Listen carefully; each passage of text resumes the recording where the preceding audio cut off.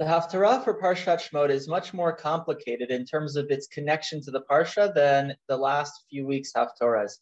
I want to try and elucidate two of those links in the short overview of our shir this morning. The first one is made by Rashi in his commentary on the first few psukim of the Haftarah, which is taken from Yeshayahu Perek Chav Zayin. The psukim, as you can follow along here, detail the process of Yaakov setting roots in a certain place and becoming prosperous. Rashi says that this is referring to the way that Yaakov came to Egypt, settled in Goshen, and how Yosef built villas and gave the Jewish people resources to grow, and that they indeed became wealthy and prosperous in the land of Goshen. The second pasuk of the Haftorah talks about how people were being smitten, and Rashi connects that to the way that the Jewish people were smitten by the Egyptians after there was some resentment for becoming wealthy. They were smitten through servitude. And then there was a further parallel in terms of midah keneged midah, in that the Egyptians were punished in the way that they punished the Jewish people.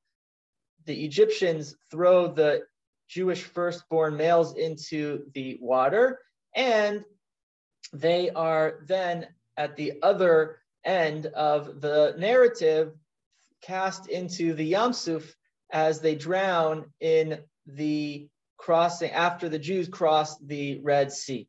So there is that parallel as well. And the other connection between our Haftarah and our Parsha has to do with perhaps the central verse in our Haftarah in terms of its fame and popularity, which is the pasuk of Uva'u ha'ovdim be'eretz Ashur, that the scattered people from the land of Assyria, the Hanidachim be'eretz Mitzrayim, and the refugees from Mitzrayim come back v'hishtachvu la'Hashem b'har HaKodesh b'Yerushalayim.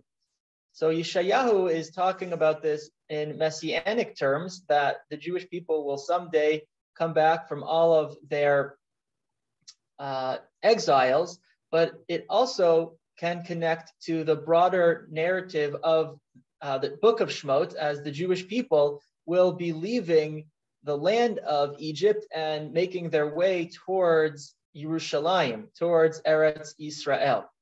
Of course, we're familiar with this pasuk because of the way that Rabbi Shlomo Carlebach popularized it in composing the catchy tune of Uva'u ha'ovdim be'eretz Ashur v'hanidachim be'eretz Mitzrayim v'hishtachavu l'Hashem b'har HaKodesh v'hishtachavu l'Hashem b'har HaKodesh b'Yerushalayim, etc., which I believe was composed as part of the Soviet Jewry, Free Soviet Jewry campaign, that these were Jews coming from the diaspora that were scattered, that were meant to make their way towards Yerushalayim.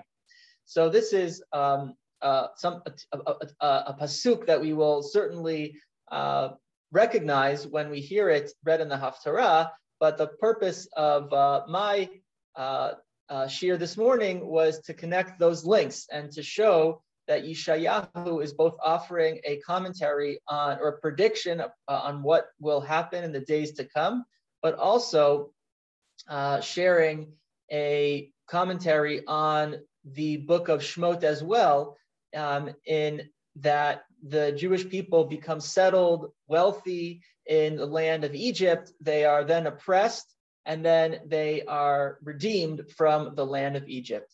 I hope that in addition to this popular song, that this helps us appreciate the Haftarah a little bit more this Shabbat. I wish everyone a wonderful rest of the day. See you in Shul.